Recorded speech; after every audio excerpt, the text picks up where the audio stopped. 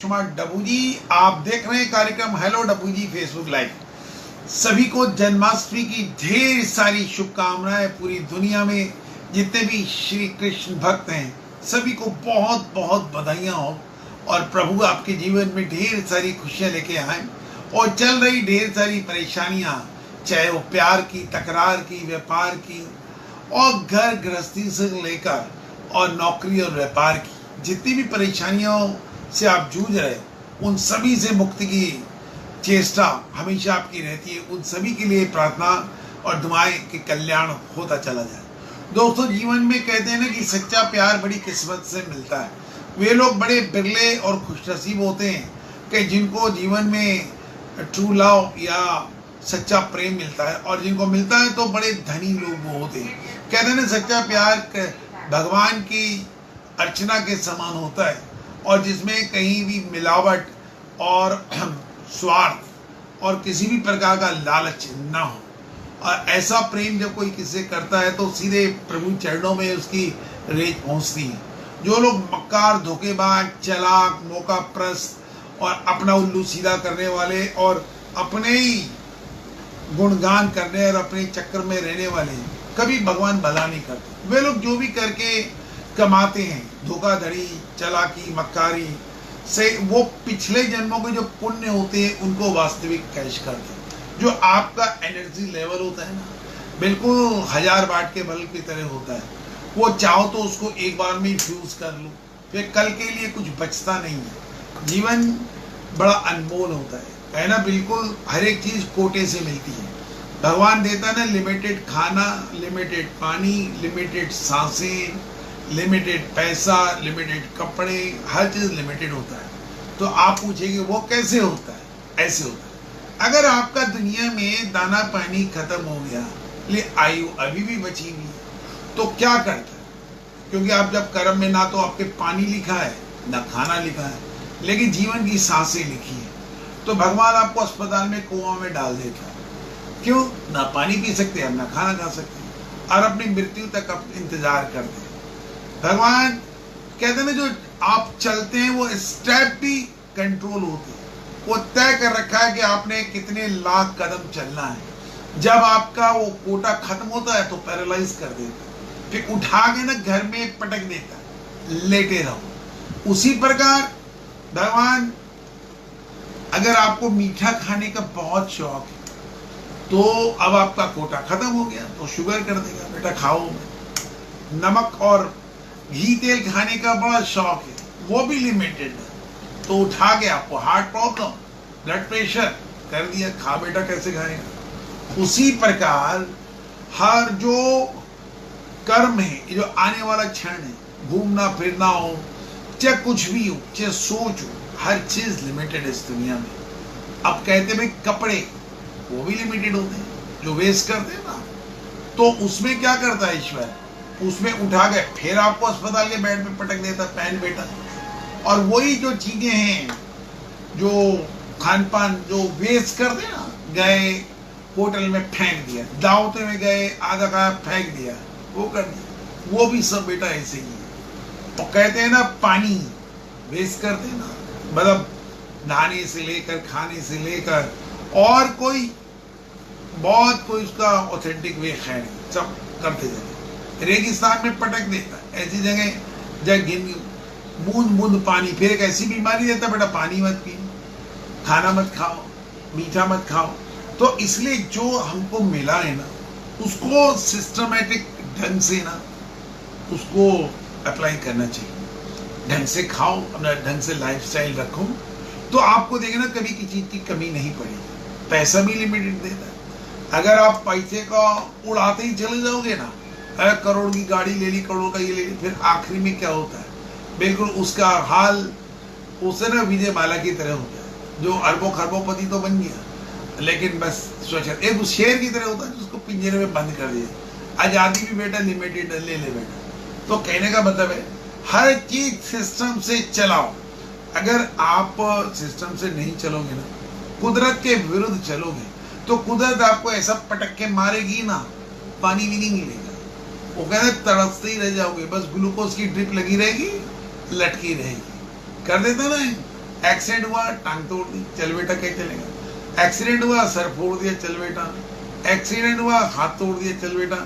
तो इसलिए ना हर चीज अपने सब अंगों का, खान पान का, और सारे खान पान, वस्त्र, पैसा, सब चीज लिमिटेड है। और अगर आपने उनके ऊपर न चलाया अपने आप को तो जिंदगी झंड होके रह जाती है। कहते ना, बिल्कुल आर्थिक चक्र है ना, पैसा अपना संभाल के रखोगे ना तो वक्त पे काम आता है। और आज उड़ा रहे हो, कल की तो चिंता ही नहीं है, फिर बेटा कहां से लाओ। वही होता ना, कुआं होता ना, पानी बाल्टी भरते जाओ, वेस्ट करोगे ना, या कुएं को गंदा करोगे तो पानी कहां से पियोगे। सेम वैसी जिंदगी है ना। इसी तरह प्यार है, अगर सबको धोखा देते जाओगे देते जाओगे देते जाओगे, एक अंत आएगा कि कोई आपको प्यार करने वाला, बात करने वाला नहीं मिलेगा। वो लोग चिल्लाते ना, अजी कनाडा जाना जी, अमेरिका जाना है, वहां जाना है, फिर जगह पटकता है ना आपका कुछ संगी साथी होता ना दोस्त, बस पैसे के लिए मरे जाओ, कमरे बंद करो, बाहर -40 डिग्री टेम्परेचर, अंदर बेटा कोई प्यार करने वाला नहीं। ऐसे ही होता जिंदगी के अंदर। इंसान तो होते हैं ना, लेकिन आपको चाहने वाला कोई नहीं, प्यार करने वाला कोई नहीं। क्यों? कभी व्यवहार ही सही नहीं किया, हर एक से, बीवी से लड़े, प्रेमिकाओं से लड़े, उसको पीट, उसको मार, उसको ससुराल भेज, से मायके भेज, और ये कर, उससे तलाक ले, बड़ा फ्री, कुछ होता ही नहीं ना। तो ये सारी की सारी चीजें जो होती है जिंदगी में, ये सब लिमिटेड वे में होती है। और ऐसे ही किसी को बकवास भी नहीं करनी चाहिए, बहुत ज्यादा धमकाना भी नहीं चाहिए।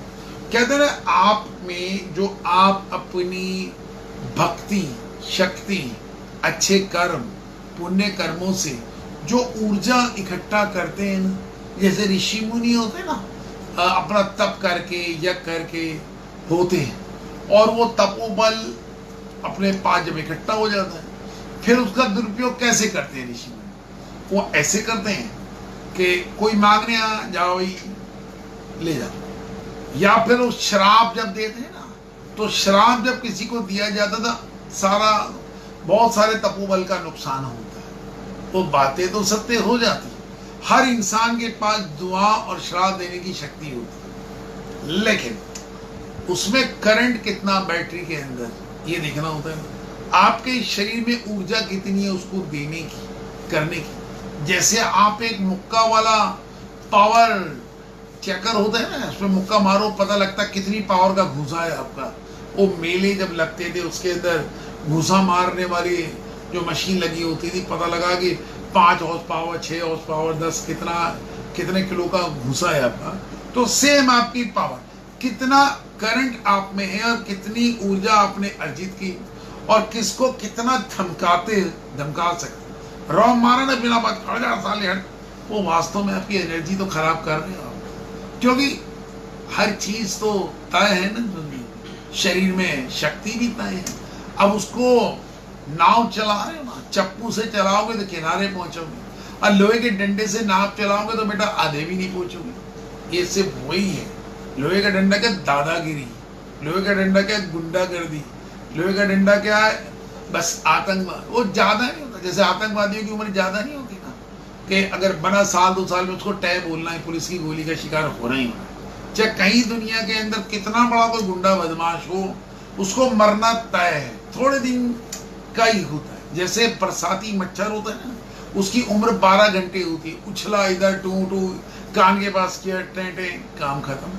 कितने ही मच्छर भुनंगे और कितने ही वो, सब की आयु सीमित है। उसी प्रकार जितने जो बुराई का अंत होना ही होना, पाप का अंत होना ही होना, वो अंत ज्यादा दिन आप टाल नहीं सकते। जब आप प्रकृति के विरुद्ध चलने लगते हैं, सारे पेड़ काटने लग जाएंगे, कंक्रीट बनाने लग जाएंगे, पहाड़ तोड़ने लग जाएंगे, तो पहाड़ों का हाल देख रहे हैं ना आजकल, कहीं इधर पहाड़ खिसका तो उधर कहीं सड़क पे गिरा। ये क्या है?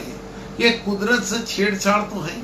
पेड़ काटे जा रहे हो, पोल्यूशन बढ़े जा रहा है, हजारों पेड़ काट के जगह ले जा रहे हो, जंगल खाए जा रहे हो।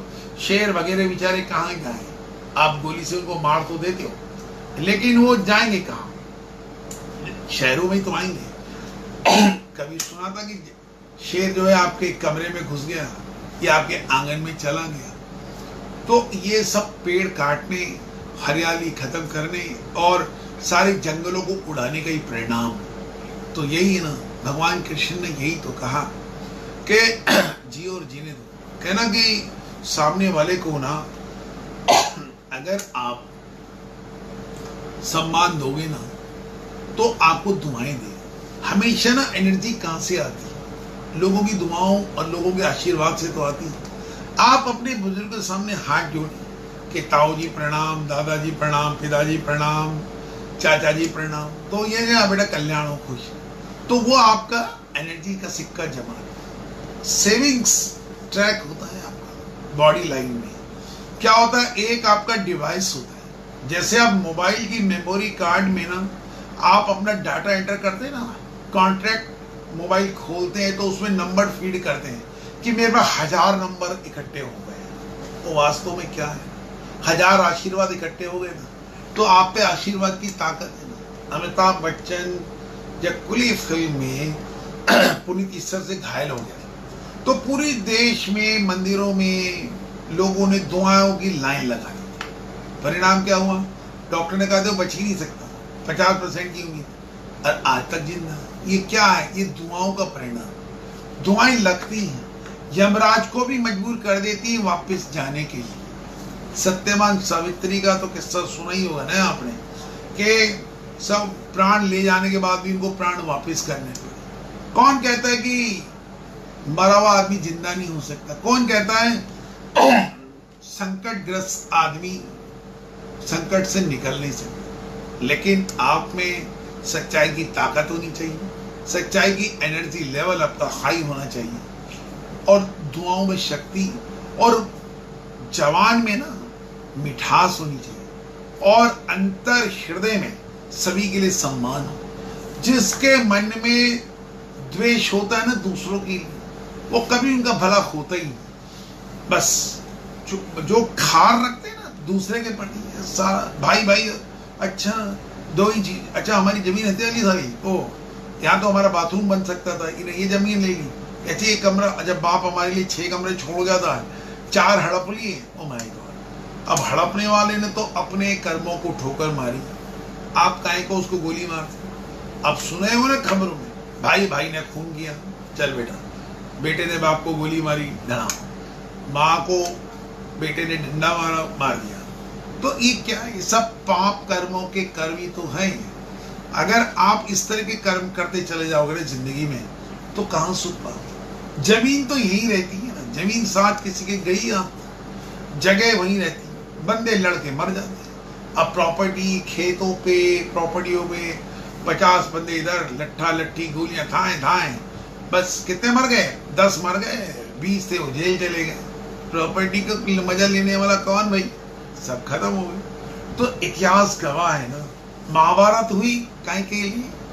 हस्तिनापुर के लिए ना, तो हस्तिनापुर तो आज भी वही है, लेकिन उनमें से कोई बंदा जिंदा नहीं है। राम रावण युद्ध, राम लंका को बचाने के लिए सारी अपनी औलादे मरवा दी, लंका तो वही है, लेकिन वो बंदे ही नहीं है। तो ऐसी मकान, प्रॉपर्टी, धूम धड़ाका एक्शन, मारधाड़ होती है ना, मुकदमे हजारों लाखों की तादाद में कोर्टों में भरे में जाते। किससे लड़ रहे हैं आप? अपनों से तो लड़ रहे हैं, अपने बाप से लड़ रहे हैं, अपने भाई से लड़ रहे हैं, अपने चाचा से लड़ रहे हैं, अपने ताऊ से लड़ रहे हैं, अपने दादा से लड़ रहे हैं। तो क्या लेना? क्या आपकी बाजुओं में दम खत्म हो गया? आपकी मर्दानगी खत्म हो गई? बस ऑलरेडी आपके पास 4 मकान है, इसलिए 5वें के लिए रोना पीटना है, तो वकीलों को माल खिला रहे हैं, ये कर रहे हैं, कोर्ट में 20-20 साल जा रहे, डूब मुड़ जाओ चुल्लू भर पानी मिले। तो ऐसे लोगों के लिए जो प्रॉपर्टी के नाम पे अपनों का खून बहाते या अपनों से द्वेष है, अरे दिल बड़ा रखोगे ना तो देखना जिंदगी में कभी भी कोई कमी रहेगी। आप आज अगर किसी को 25,000 रुपए देते हो, उन्हें नहीं दिए, तो आप उसको इतना कष्ट देते हो ना कि वो दुआओं पे बददुआएं देते, फिर कहते मैंने तो मदद करी, कौन सा बुरा काम कर दिया। अरे ये तो देखो, आपने उससे पिछले जन्म में जो कर्जा लिया था, उसे जन्म में तो आपसे चुक लिया नहीं, ले लिया नहीं। तो ऐसे ही होता है ना कि पैसा हमेशा इंसान को ये सोच के देना चाहिए कि उसका पैसा वापस नहीं आएगा। तो मदद करोगे ना तो जिंदगी में कभी कष्ट होगा ही नहीं। क्यों ना दुखो? प्रॉपर्टी किसी को किराए पे दी या अपने भाइयों को, अरे अपने ने ही तो ली ना, तो किसी ने तो नहीं ली, तो फिर दुख का आएगा। साथ खेल के बड़े होते हैं, एक दूसरे के सामने आंखें खोलते हैं। बड़े भाई ने छोटे भाई को गोद में खिलाया होता, कोई छोटा भाई बड़े भाई का खून कर देता, क्या का इंसाफ है। तो इस तरह के जो अपवाद है ना, फिर उसका रिजल्ट क्या होता? बड़े भाई को तुमने मार दिया, छोटे भाई को कानून ने मार दिया, बीवी बच्चों को तड़पते हुए छोड़ दिया। ये कहाँ का इंसाफ? तो भगवान कृष्ण ने यही कहा, सच्चा प्रेम करो, द्वेष खत्म करो। आज जन्माष्टमी के दिन उन लोगों के लिए जो दिल में घृणा नफरत अपनों के प्रति रखते हैं, अपनी पत्नी, अपनी प्रेमिका, अपनी माँ, अपनी बहन, अपने घर वालों के लिए, उनको यही कहूँगा, अगर प्रभु की सच्ची भक्ति करनी है ना, अपने मन में से खार खत्म करके और द्वेष घृणा खत्म करके सच्चाई के मार्ग जाओ, आनंद। और कौन कहता भगवान नहीं सुनते? भगवान तो एक ही मिनट में सुन लेते, बस सुनाने वाली वो आत्मा की आवाज होनी चाहिए, सुनाने वाला वो हृदय होना चाहिए। तो ऐसा तो कभी हुआ ही नहीं भगवान ने किसी को। तब मालूम है आपको कि लोग सैकड़ों साल तपस्या क्यों करते, भगवान क्यों नहीं आते? जब तक उनके एक एक पाप नष्ट नहीं हो जाते ना, उन योगियों के, जब तक एक एक चीजें नहीं होकर प्योरिफिकेशन नहीं आ जाती, तब तक भगवान दर्शन नहीं देने आते। वो आते तब है, तब वो देखते हैं ना कि अब तो इसके पाप खत्म हो गए, अब सिर्फ पुण्य ही पुण्य बचे हैं, तभी वो तुरंत आते हैं, बोल भक्त में तेरी भक्ति से प्रसन्न हो। इसलिए लोगों की पूजा पाठ व्यर्थ जाती है, इसलिए लोगों के धर्म कर्म व्यर्थ जाते हैं, क्योंकि आप कभी मन से वो चीजें करते ही नहीं।